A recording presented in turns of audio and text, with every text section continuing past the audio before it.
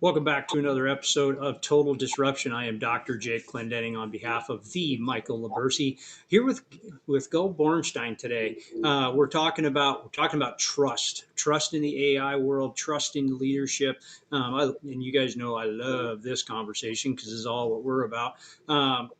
Go's got a couple of books out. He's got one that we want to talk about today, Don't Believe the Hype. And he's got a new one, which you can see his books on the background and behind him.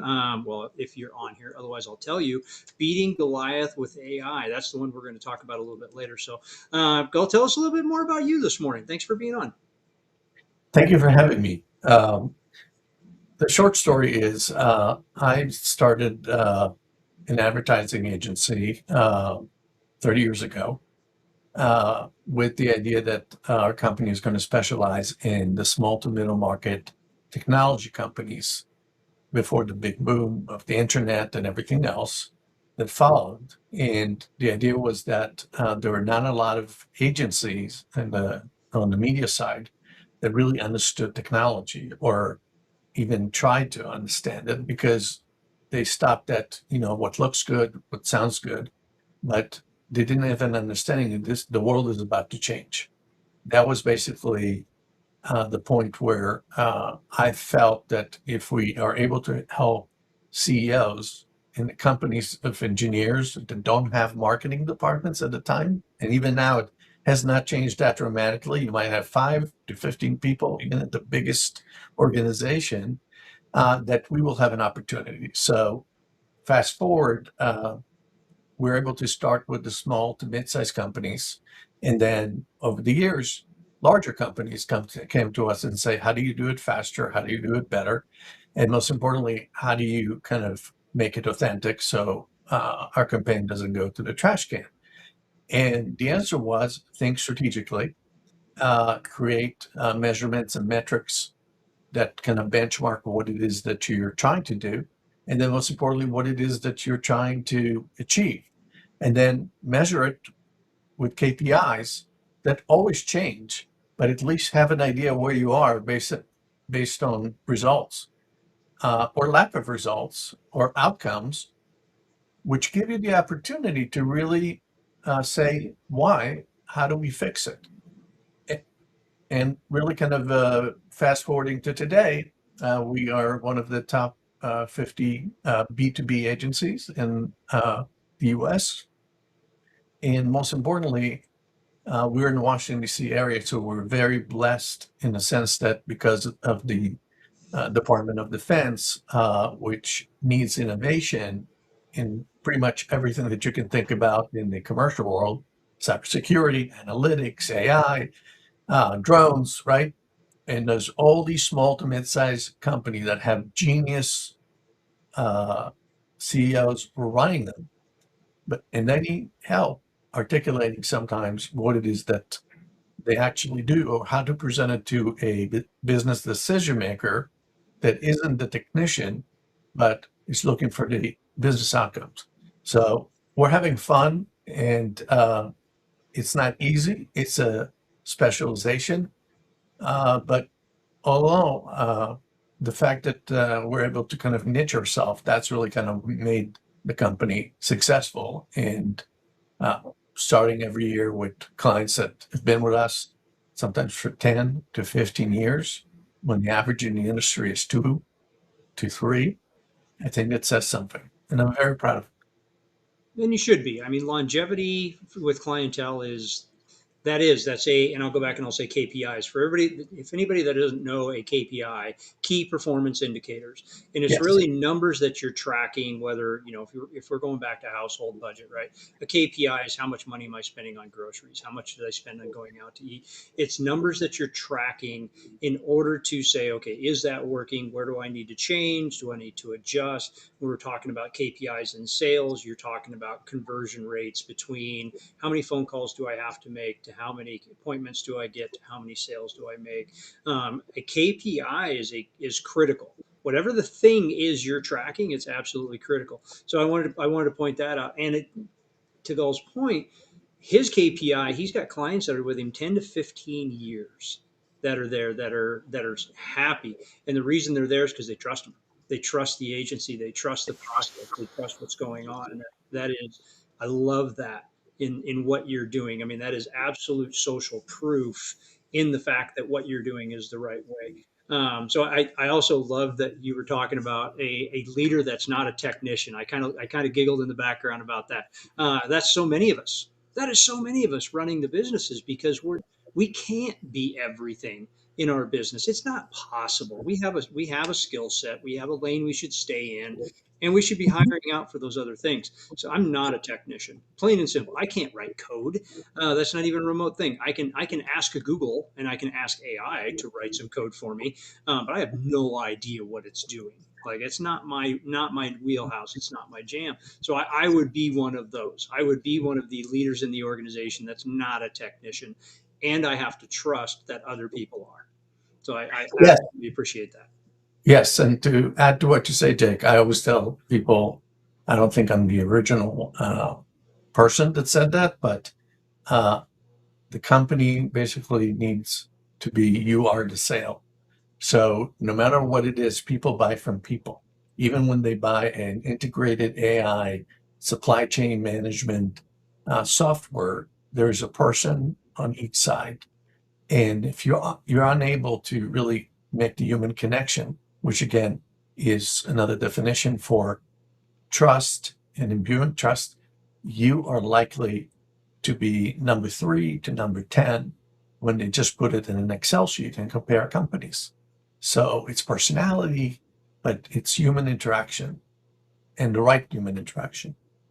I completely agree with you. And it's still going to be. I mean, that's what's driving business forward. Yes, is AI helping us go faster? You bet. You bet. It's helping in a lot of spaces. And we're still a herd animal. I mean, you can go back to basic biology. We need that connection. We need that relationship. We've got to have that person to person energy that's always going to exist. And in my opinion, it should not be replaced synthetically in any, that's just where I am. So let's talk about your first book. Let's talk about Don't Believe the Hype. Kind of lay that one out for us. When did you write that one?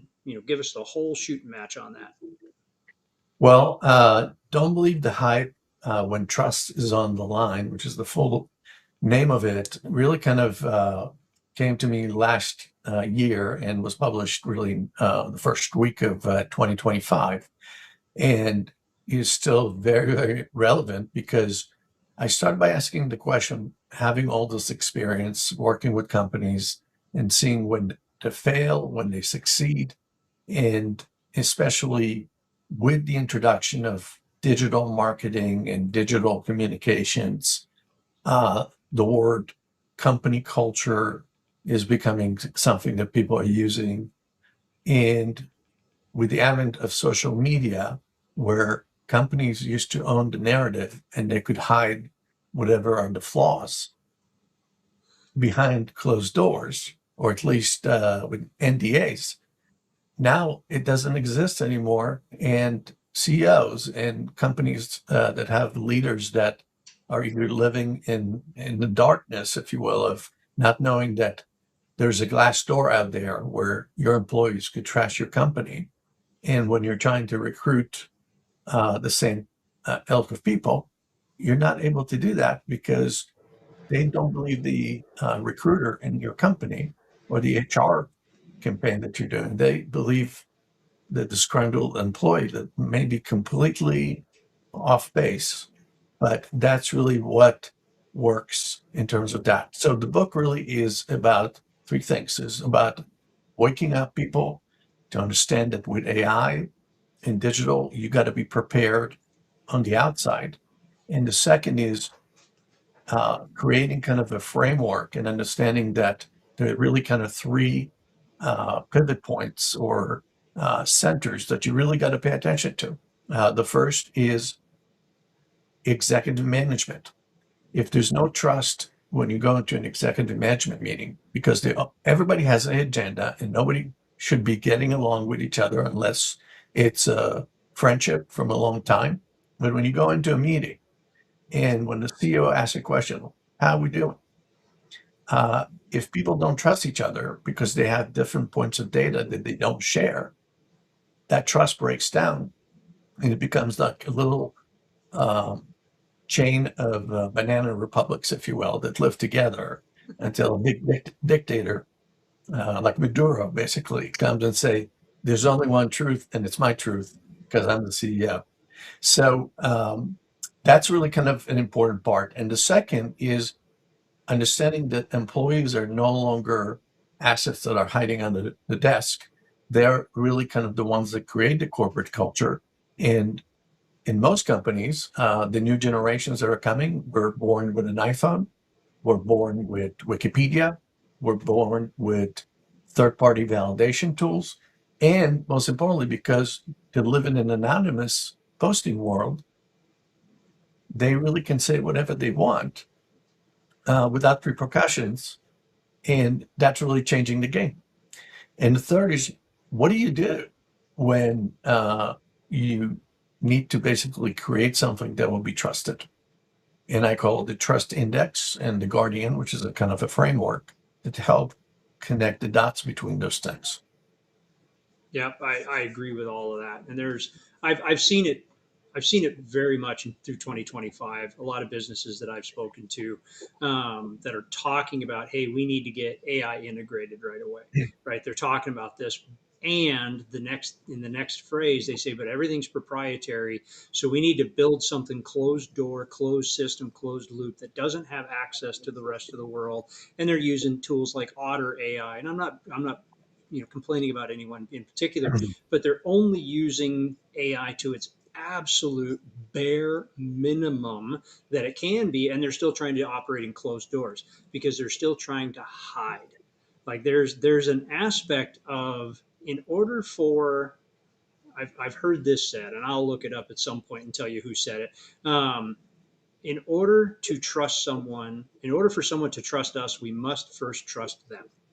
So therefore, if our employees and our clients, our consumers, whoever they are, if we want them to trust us, we have to trust them first. Therefore, we cannot close the doors and try to black out everything about our company. If we are, then we're probably doing something out of integrity that's not in integrity. Like we're doing something different. So, why not let your employees use open source AI?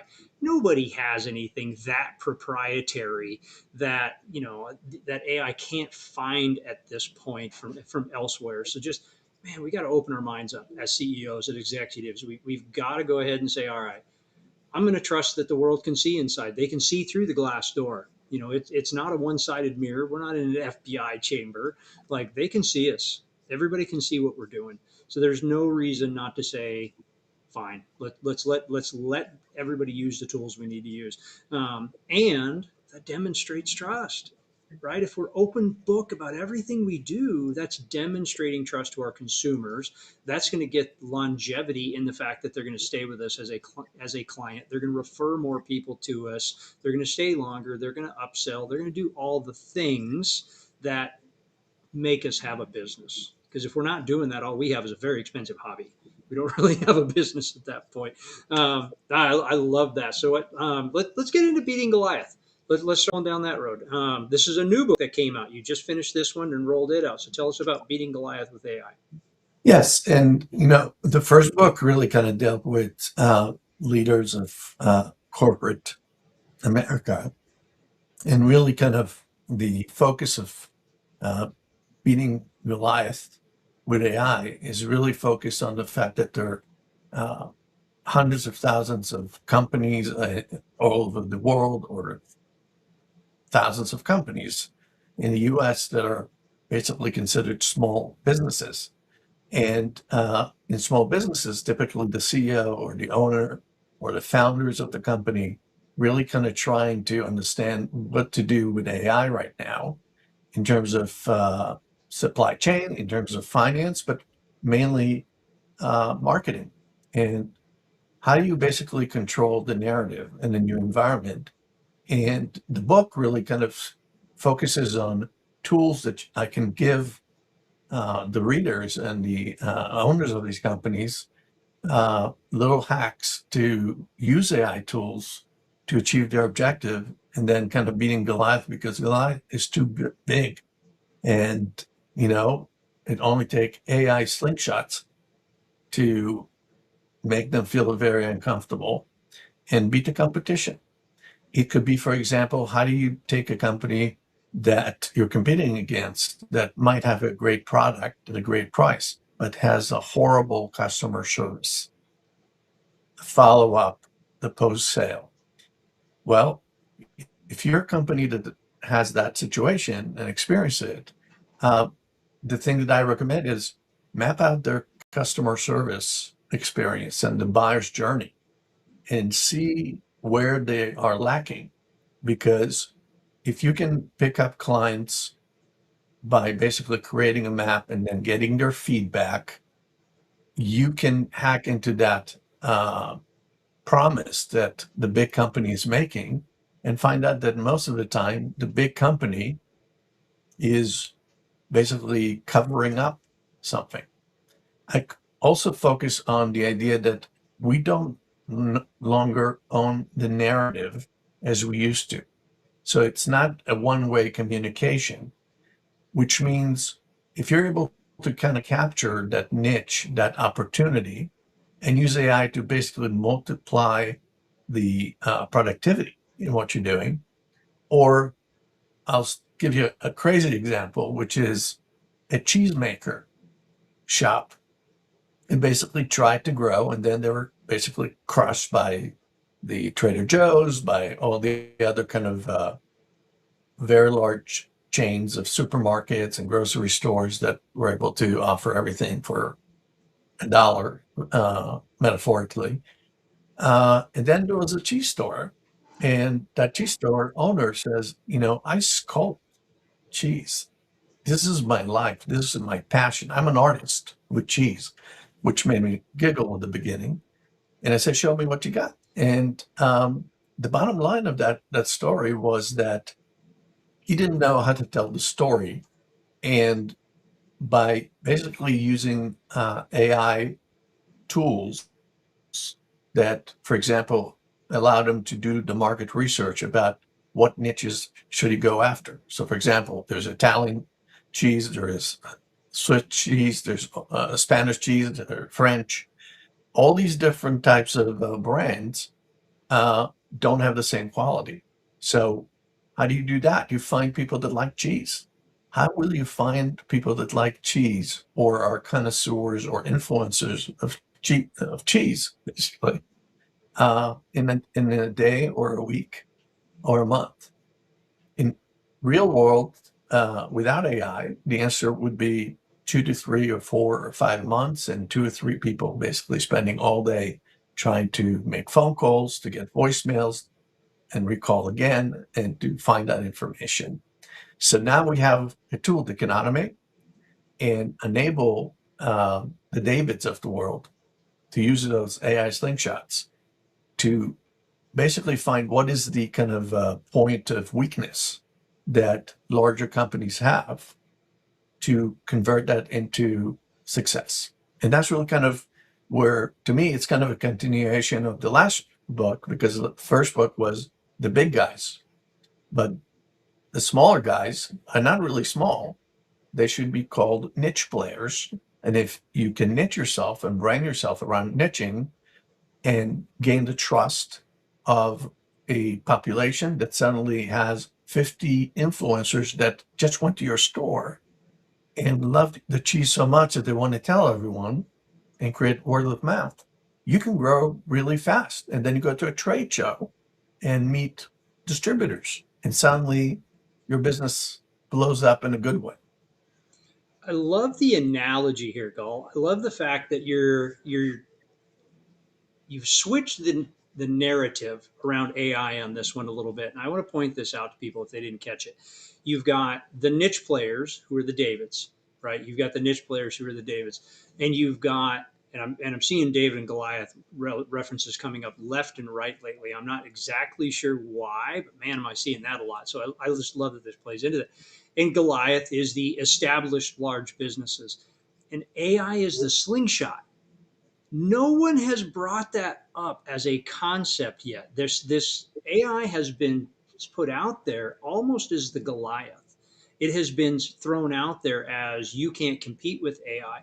But you changed that conversation. I think this is absolutely brilliant that small business owners are the niche players and the large established businesses are the Goliaths. And in order to compete with them, you've got to use AI as the slingshot. It's not the rock, it's the slingshot. And I think that's just a brilliant analogy with this. So in the last couple minutes here, so one, let's get to this. Where can they get your books? So don't believe the hype and beating Goliath with AI. Where can they get your books, Skull? It's very simple. You can go on Amazon.com or Barnes and Nobles or any of the premier bookstores and pick it up. If you want to communicate with me or ask me a question, you can go to LinkedIn, look for Gal Borenstein and ask to connect. Unfortunately, there's not a lot of Gal Borensteins with a name that sounds kind of a little funny for, you know, Americans. So I learned to live with it as an immigrant to the country. And that's really kind of a good place, LinkedIn, because you can actually connect with people, create that authenticity of the connection, and know that you're not talking to a robot, which is actually the bad thing that is happening even to LinkedIn, which we love and respect. You know, the more selling tools they have, the lack of authenticity exists. Yep. So everybody that's watching on E360, you can see how the spelling of the name is laid out. But I'm going to spell it for you for everybody that's listening. Gull is spelled Gal, and Bornstein is Borenstein. Gull Bornstein. So you should be Yes. able to find him on LinkedIn, but I want to make sure they had that spelling so it's easy for them to find you. And that way you can also see that's the author. If you look that up on author on Amazon, it's going to bring up all of his books, which is fantastic. All right, so let's do this. We always like to leave our audience with something actionable. What's your favorite AI tool? What's your favorite AI slingshot right now? I'm going to keep going with that analogy. I love that. I'm totally going to steal that, and I'm going to be saying it all the time. So if you hear me say it, Gull said it first. What's your favorite AI slingshot right now? The best one is actually the modules that allow you, whether it's ChatGPT or OpenAI or Perplexity, Claude. Claude is much better at reasoning and market research. When you need to do market research and you need to reach out to stuff that used to be in libraries and would take weeks to get the information that you're looking for, I found both Claude and OpenAI being great tools to at least start by asking, what are the things that I need to ask? Then what are the things that you don't have answers to, like you're having a conversation? And finally, taking that information and asking for preliminary data. The one advice I will give everyone, regardless of what tool you're using within those systems or modules, if you will, is always ask AI if the information that was provided was verified. And when you ask AI, is what you gave me a crap or actually accurate information with a citation to a URL that I can check, you will find that 80% of the time they will tell you that that wasn't true. I apologize. They apologize. The AI tools apologize and say, let me do it again and give you the right information. Don't fall into AI hallucinations. Use it as a very smart person that take the knowledge that exists in the world, but then you still have to drive the wagon, if you will, and make sure that you are kind of leading the process and make executive decisions about what is true and what is something that is not feasible for your business. Agreed. Yeah. So validate and verify. One of my favorite ways to do that is if I use two separate AIs to do the same thing, and I will pull information from one, I'll put it into the other, and I'll ask it to validate it. Is this true? Or I won't say is this true because that's a yes or no question. It's a bad one. What is true? What is accurate? What needs to be updated? Where can I go see it? But if I cross reference them, I am forcing them I'm teaching them to be more honest, because then I'll bring Yeah. it back and say, hey, I validated this in a different system. This is what it found. So what it's doing is it's helping to build the knowledge base that it's giving me accurate information. So absolutely true. And I got that advice. Honestly, I got that from my brother-in-law, when AI was, it was a fledgling, absolute a baby, and he was using it for a lot of research tools. And he said the thing to do is always question it. Question it Yeah. every time you get an answer. Yeah. And I thought that was brilliant. And Gull's absolutely right. Yeah. And the machine learning really is the part of AI that once you have the right information, get vacuumed back into the system. And then next time, or collectively, we're going to get better information. The only thing that Agreed. it can do, if I have another 30 seconds or so, is really the fact that you always need to have cognitive and psychological ability to make decisions that are based on human behavior, not based on a robot. A robot can give you the how and the kind of the what, but it cannot change the fact that if it's your idea, it's your business, it's your opportunity, it needs to be based on your leadership. And the leadership could mean being a professor at a university or a CEO of a technology company. Totally agree with you. Gull, this has been great today. Thank you so much. Gull Borenstein, Beating Goliath with A, and Don't Believe the Hype. You can get on Amazon, and you can connect with Gull on LinkedIn. On behalf of Michael Labersi, I am Dr. Jake Clendenning. It is your turn to disrupt.